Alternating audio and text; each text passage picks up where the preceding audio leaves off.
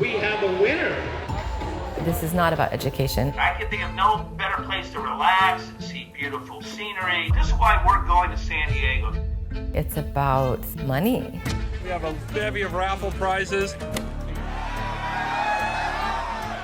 Do you think to yourself, is this legal? Every day. The fact that we've gone on 10 years without everything coming out should horrify people. How well these secrets have been kept. I know that things that are happening are not right. Many of my colleagues refer to it as the wild, wild west. Thank you for coming to Highlands. Thank you.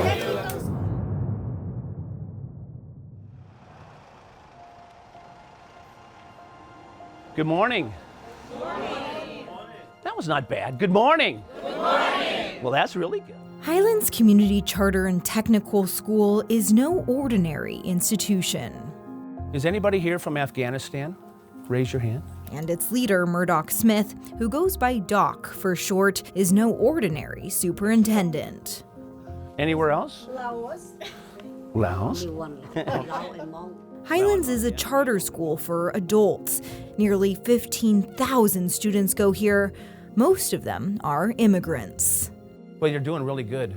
Your English sounds fantastic. We're going to create this area. It will be a park like you would never see in a neighborhood like this. Doc and his staff paint a happy picture. Highlands is a place where people come to make a better life for them and their family. Good, how are you doing? The folks, these are the forgotten. This is the island of misfit toys. Because of his No. Yes, he believed me, that's why I'm here.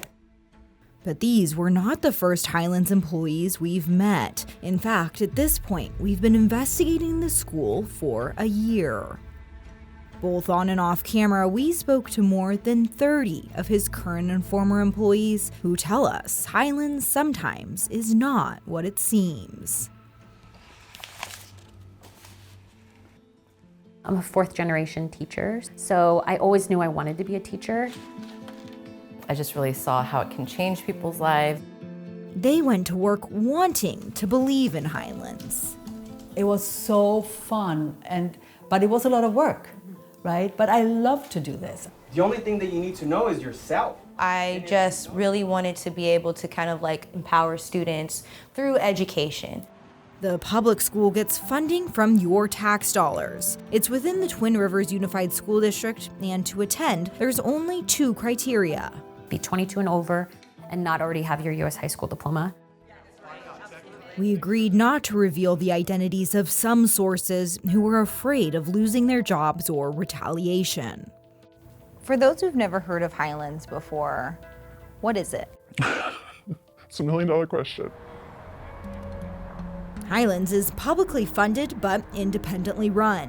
In the state of California, public charter schools are exempt from a large number of the educational codes. Charter schools are lightly regulated and the curriculum is flexible, sources explained. It's meant to be tailored to students. But teachers at Highlands tell us the flexibility has a dark side. We now have 2 polar opposite extremes. One, typical public education in some ways is overregulated and too rigid. And then on the other end, we have charter schools that have very little regulation and too much freedom. Charter schools are controversial. Some argue they hurt traditional public schools by taking a share of education funding away. Do you have any questions about anything? In 2008, the idea of Highlands Community Charter School was born out of concern. The Great Recession was going on. Education was losing tons of funding. Jacob Walker is one of the school's 3 founders. Well, adult education is so important because what happens if they don't graduate high school? Adults kind of get left behind. Over 10% of Californians do not have a high school diploma, the California Community College Chancellor's Office reported in 2021. As the recession hit, funding was drastically cut for adult education, so Walker found another way: create a charter school for adults. To find a way to keep the service going for people. Charter schools receive funding the same way K-12 schools do, but Walker argues Highlands adult students are not taking funds from K-12 because they would not attend a K-12 class.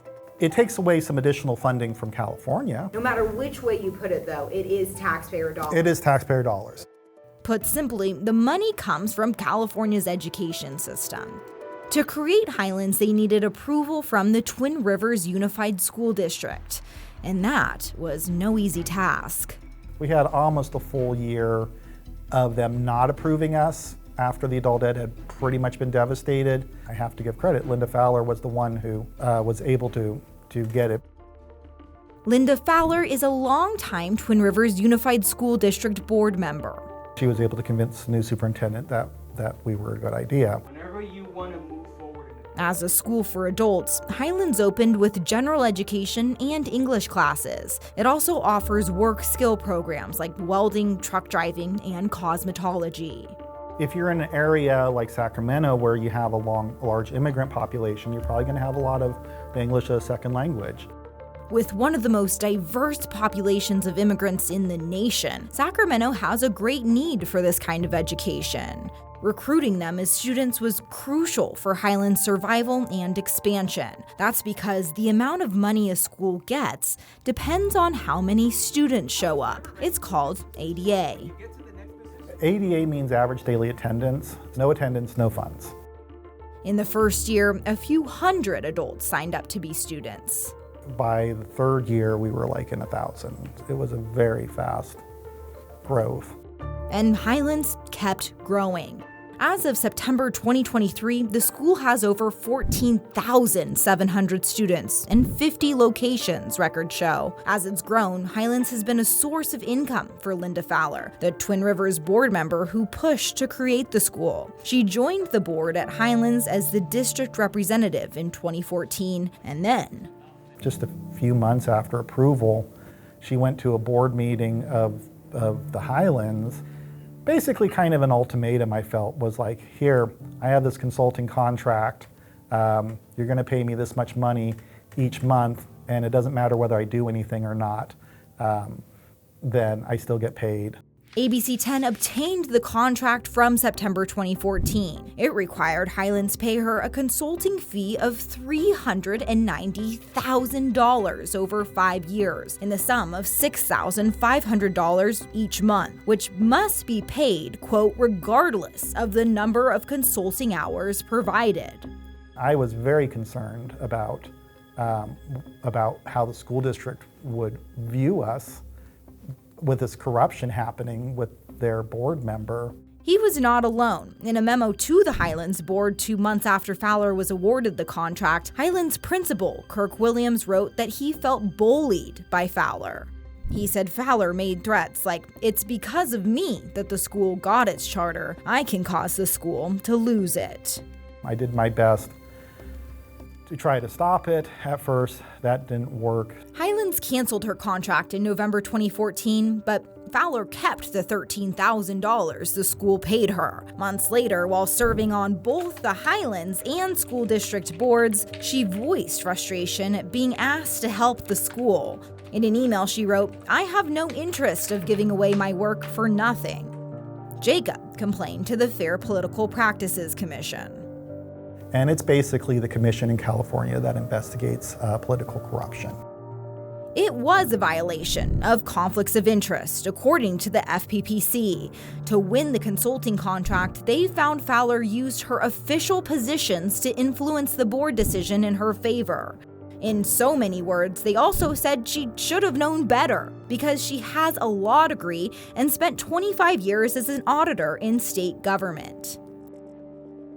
Jacob resigned in 2017. I just couldn't stay in the organization when they continued to let corruption happen and just paid it off just as a corruption tax. Even so, he still believes in the mission of Highlands. I really just hope that people still see why what we started to do has value. It's a sentiment we've heard over and over during our investigation.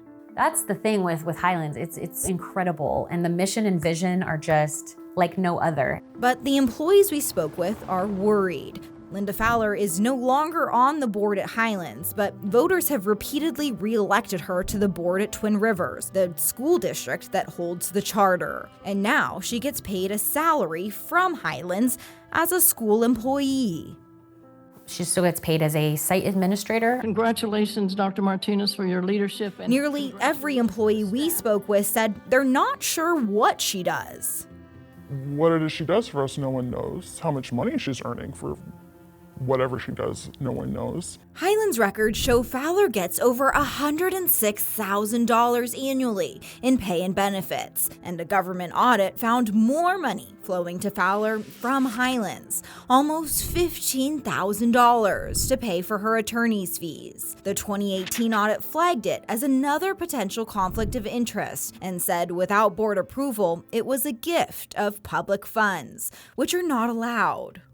We wanted to know how much work Fowler is doing at Highlands, so we filed a public records request for her emails. Those records showed she sent only 7 emails in 5 months from her work account. None have anything to do with site administration. In one email about a student at the school, a Highlands administrator did not refer to Fowler as a colleague or site administrator, but as a board member, saying that made Fowler's request an ASAP need. Beyond her emails, it's unclear what other work she's doing. We reached out to Linda 8 times by email, text, and phone to ask for an interview, and she declined to speak with us. So we sent her a detailed list of our findings with questions.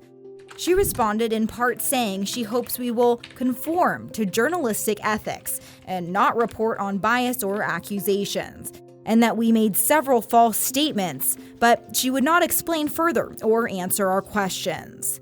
She referred us to the California Education Code that explains how the school district and Highlands are different entities, and neither can dictate how each other runs or who they hire, employees like her.